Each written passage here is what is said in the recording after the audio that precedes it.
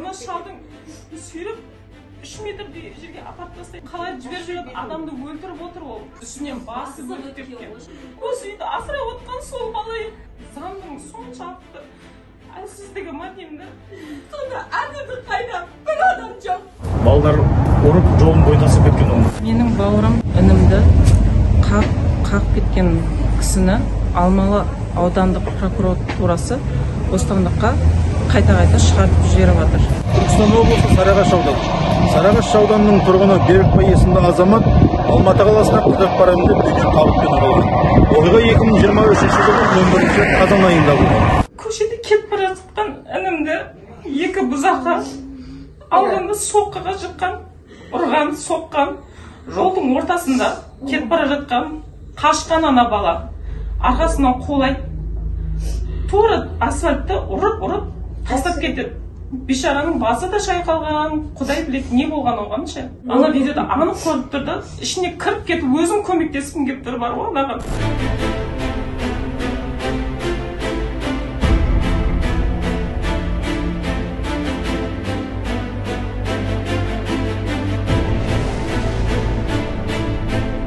Заңның соншалықты әлсіздігі ма деймін да. Енді есін жиып отқан кезде арқасынан келіп басып өтіп кетеді. Сүйреп 3 метрдей жерге апарып тастайды інімді.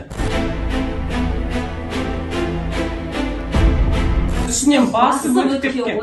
Қалай көрмей мүмкін емес. Тоқтайын деп, еще тоқтамай кеткен. Жүріп кеткен еще. Я не заметил, что кого-то я сбил. Я просто проехал деп қояды. 27-ге кеше ғана толған. Жыламай. Сонда біздің қазақтың баласы біреу ұйғыр келіп, теуіп тезегін шыққып, мені шайқатып бес азанет тастағанда 30 келіп басып кеткен. Сонда біздің қазақтың баласы қарап тұр дейді. Сонда әділдік қайда? Бір адам жоқ, бір адам өліп отыр, бірақ біреуі жоқ, біреуі. Не болып отыр? Арасаңыздар, жан-жескей 23 кішкентай шағала 5 айлық 2 жасар қызы қалды. Кішкентай шағала бар, еще қызы бар. Әкем пенсионер, шешем міне инвалид. Осы үйді асырап отқан сол бала. Хулиганство үшін әшейін шығарып жібере салғанда, бұлар еш нәрсе істемейді деген сияқты. Ана өлген бала өліп кете берсін, бұл ешкімі жоқ қой деген сияқты қылып жазасын алсын. Ешкімге де кешірім бермейміз де. Өтесін сол жазасын. Қылмыскерлердің екеуі де жазасын алып, екі ұрған бала өз жазасын алсын. Мен оған кешірім бермеймін.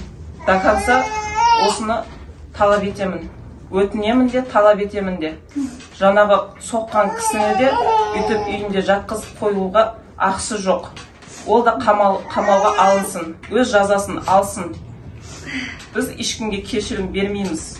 Егер осы тірлік қолға алынбаса дұрысталып, біз арғарай жоғарыға шығамыз. Ешкімге қарамаймыз да, тоқтамаймыз да.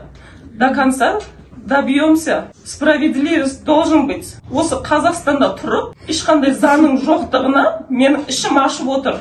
Құрметті Қасым-Жомарт Кемелұлы, біздің талабымыз менің баламды ұрып соққан екі бұзақыны және де машина жүргізуші 76 жастағы кісіні де өз жазасын алуға сұраймын. Қасым-Жомарт Тоқаев мырза, сізден өтінерім. 27-дегі ботақанынан айырылып отырмын. Қайдағы бұзақылардың қолынан. Сіздерден өтінерім. Осы бұзақыларды қолға алып, қамауды талап етем. Жазасын алуды талап етем. Бұлымнан айырылып отырмын мен. Далада жүр деп жатсың. Олардың бәрі бостандықта жүр тайлаңдап.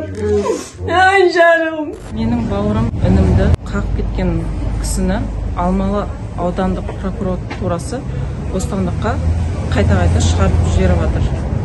Соны қолға алуыңызды өтінемін, талап етемін. Тергеуші қамайды, бірақ прокуратура босатып жіберіп жатыр.